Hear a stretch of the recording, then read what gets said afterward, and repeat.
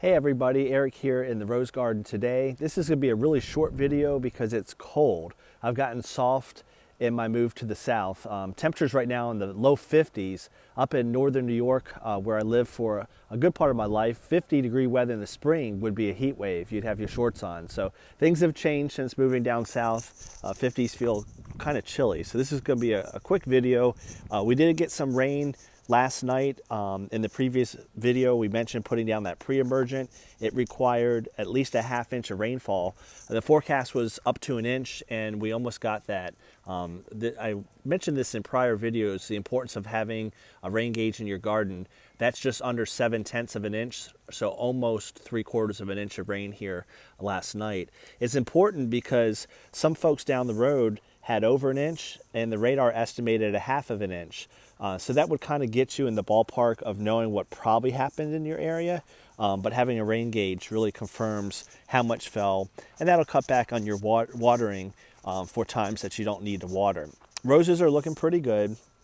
One other thing I'm going to mention is we're kind of chilly the next couple days. Temperatures in the 60s. Again, people up north are probably laughing, but overnight lows around 40. We've been in the 60s for lows for some of these last couple days. So 40s at night will be quite cold. The reason why I mentioned that, there's not much you can do to your roses that are in the ground. There's no frost concerns, and even if there was, it's just not worth covering these up. If some of this new growth gets damaged, much like we saw in the winter, there's other chances on the canes for them to bloom down the road or grow down the road. We did this video before, but remember I talked about farther down the cane, there's other dormant bud eyes. They are starting to come out, but these are still much, they're not as far along, so they can take a cold, whereas if this initial growth dies back, you still have some other chances farther down the cane. In addition, in a previous video, we mentioned that at each bud eye, you actually have 3 chances. There's a terminal bud and there's 2 side buds. And I apologize, this focus is not the best today, but here's our main bud that's sticking out, and there's 2 side buds there. And you might be able to see it really well here. Here's 3 buds that have, or stems that have come out of one of the bud eyes. So again, the terminal one in the middle and the 2 side buds. So roses are pretty hardy. You've got more chances down the cane, and then you've got 3 chances at each bud eye. And again, what do I mean by the bud eyes? Most of these have pushed out, so it's hard to show you any. Here's a dormant one there. There's a bud eye, and those are farther along. So not expecting frost, but if you're expecting some cooler weather, your roses in the ground, not much you can do. And don't get too worried about it. The reason why I'm mentioning that, there are some things you can do for your potted roses. These are the maiden roses. Again, they are really pushing out with that rainfall. That's Cajun Moon, and that is Maverick. And if you look carefully, you can see the terminal bud in the middle, but the 2 side buds of that on the side. Can they take 40-degree weather? Of course. If I was expecting a hard freeze, I would definitely bring these in. But what I'm going to do tonight is I'm going to actually carry these in.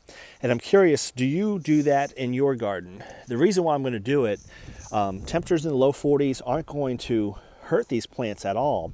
But by being inside in 70-degree weather in my house, they won't be as slowed in terms of their growing. So as far as the next couple days go, I'm going to bring those in at night so they stay about 70 degrees in my house. Bring them out during the day, even though temperatures are in the mid-60s with full sunshine, that will keep them actively growing. So just a little tip, if you've got some potted roses, especially if you've just started them up, around the other end of the house, I have that, the Moonstone and also the Ring of Fire. I brought that in last night because of the wind. So that is one advantage to starting things in pots.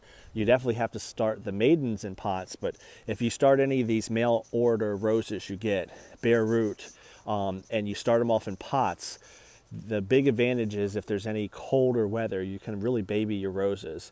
And again, we're not talking killing cold tonight. But I'm still going to baby those along as much as I can. It takes an extra minute to bring them inside. Why not if I can get some added growth? So that's it in the garden. Again, a quick video today because it's chilly out. Hopefully we've got some warmer weather around the corner. Hope everybody's staying healthy, and have a great day.